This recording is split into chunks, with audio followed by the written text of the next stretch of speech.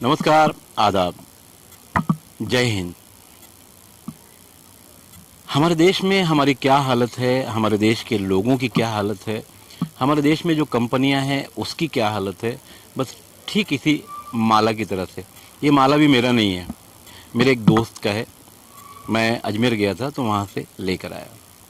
इसी तरह से हमारे देश की हालत, भारत की आज़ादी के बाद हमारे पास जो भी कंपनियां हैं, हमारे नेताओं ने उन्हें बुलाया, उनसे कमीशन लिया और भारत में उन्हें कारोबार करने का परमिशन दिया।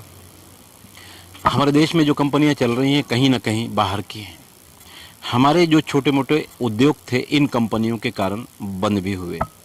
बहरहाल आइए आगे बात करते हैं। हमारे देश की जो हाल है, इंसानियत की अगर बात करें, अक्सर लोग जब मोटरसाइकिल से चलते हैं और उसका साइड स्टैंड अगर गिरा रहता है तो लोग इशारा करते हैं कि स्टैंड उठा लो। कभी कोई किसी का नाम नहीं पूछता कि तुम्हारा नाम क्या है।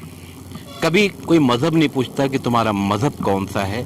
बस वो सिर्फ इशारा करता है कि साइड स्टैंड मोटरसाइकिल का वो उठा लो। मगर कभी कभी हम लोग, यानी हमारे देश में रहने वाले लोग, कितना पागल हो जाते हैं और एक दूसरे को धर्म के नाम पर मारने लगते हैं। जैसा कि कर्नाटक में एक बड़ा नाटक चल रहा है हिजाब का। हिजाब को लेकर पूरी दुनिया में भारत की जो तस्वीर जा रही है, मेरे हिसाब से तो भारत के बाहर के जो लोग हैं वह हमारे ऊपर हंसते होंगे। भगवा गमछा, हिजाब, जय श्री राम के नारे, जवाब में अल्लाह अकबर। हम जा कहाँ रहे हैं? ये कहानी हमारे स्कूलों तक चली गई और स्कूलों में जो जहर बोया जा रहा है वही इस देश को महंगा पड़ रहा है। अब महंगा और सस्ता कैसे कैसे पड़ रहा है, एक काल्पनिक घटना है जिसका न्यायालय से कोई लेना देना नहीं है, पुलिस के डिपार्टमेंट से भी कोई लेना देना नहीं है। मैं एक काल्पनिक घटना बताता हूँ जिसका किसी से भी कोई लेना देना नहीं है। एक व्यक्ति को पुलिस पकड़कर जेल भेज देती है और जब उसे सज़ा सुनाने का मौका आता है, असल में हमारे देश में हो क्या रहा है मैं वो बताने की कोशिश करता हूँ। जब सज़ा सुनाने का जब मौका आता है तो जज उससे पूछता है कि तुमने देश के खिलाफ जो गद्दारी की, बदले में तुम्हें सजाए मौत हो सकती है, तो क्या ये गुनाह तुमने किया है? तो जिसके ऊपर इल्ज़ाम है यानी आरोपी, वो कहता हाँ किया है। मुल्क में तुमने बम धमाके भी किए? हाँ किया है। यानी न्यायालय में जो भी उससे पूछा जाता है वो कह देता कि हाँ मैंने किया है। आखिर में जज साहब पूछते हैं कि तुम्हें डर नहीं लगता, तुम्हें सजाए मौत भी हो सकती है। बोले जज साहब, हालात ऐसे हो गए अपने देश के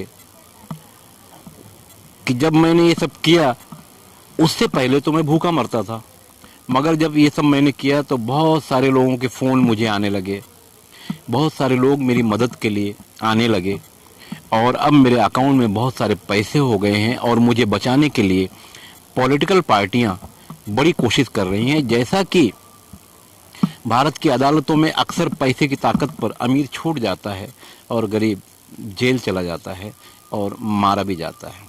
तो हमारे देश की कानूनी एतबार से अगर देखा जाए तो हमारे देश में दो कानून चलता है, एक गरीब के लिए जिसकी पिटाई हो जाती है और एक अमीर के लिए जो शायान शान जेल में रहता है, आराम से रहता है और मज़े मारता है। यह हालत हमारे भारतीय लोकतंत्र की। फिलहाल हमारे देश में हिंदू, मुस्लिम, सिख, ईसाई, बौद्ध, यही सब कारोबार चल रहा है और इन्हीं कारोबार की आड़ में हमारे देश के लोग बाद में जब नेता बन जाते हैं, ये सब करते करते, कोई भगवा कपड़े के नाम पर। हमारे देश की बदनसीबी तो ये हो गई है, हरा कपड़ा पहन लिया तो मुसलमान हो गया और उसी आदमी ने अगर भगवा कपड़ा पहन लिया तो वो हिंदू हो गया। तो कपड़े की राजनीति में हमारा देश पूरी तरह से फंस चुका है और हमारे हालात इतने ख़राब हो चुके हैं कि अब दुनिया हम पर हंस रही है और यही हालात अगर रहे तो दुनिया हमारे ऊपर थूकेगी। बहरहाल हमारे देश में 5 जगह चुनाव है और उसमें ख़ासकर उत्तर प्रदेश का जो चुनाव है, उत्तर प्रदेश की आबादी, अगर उत्तर प्रदेश अकेला एक मुल्क होता तो पूरी दुनिया में 5वें नंबर पर इसकी जनसंख्या होती। फिलहाल 26 करोड़ उत्तर प्रदेश की जनसंख्या है और सबसे बड़ा पॉलिटिकल सिस्टम हमारे देश में यहीं से चलाया जाता है। और इसी चुनाव को जीतने के लिए कर्नाटक में जो नाटक खेला गया हिजाब और भगवा गमछे का, वो इस देश को महंगा पड़ रहा है, क्योंकि मामला न्यायालय तक पहुंच चुका है। तो आखिर हम विकास की तरफ, डेवलपमेंट की तरफ कब जाएंगे? क्या भगवा कपड़ा, हरा कपड़ा और हिजाब में इसी तरह से फंसे रहेंगे?